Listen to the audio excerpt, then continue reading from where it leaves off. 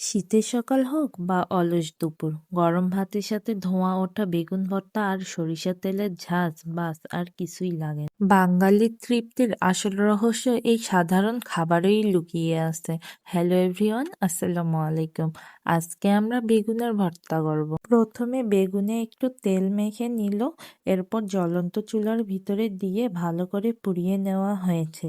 সরাসরি আগুনে পুড়িয়ে নিলে স্মোকি ফ্লেভার দারুণ আসে কিন্তু। এরপর পোড়া অংশটি পরিষ্কার করে নিতে হবে এবং কাঁচামরিচ আর রসুন ভেজে নিয়ে তা বেটে নিল। এবার বেগুনগুলো ভালো করে চটকে নিল। সবশেষে কাঁচা পেঁয়াজ, তাজা ধনে পাতা এবং সরিষার তেল দিয়ে পড়ানো হলো। মা যখন চুলায় বেগুন পুড়িয়ে ভর্তা করে সেই সুবাসেই অর্ধেক পেট ভরে যায়। আধুনিক সব খাবারের ভিড়ে এই ঘরোয়া স্বাদটা সবসময় সেরা। কার কার বেগুন ভর্তা প্রিয়, কমেন্ট বক্সে জানাবেন।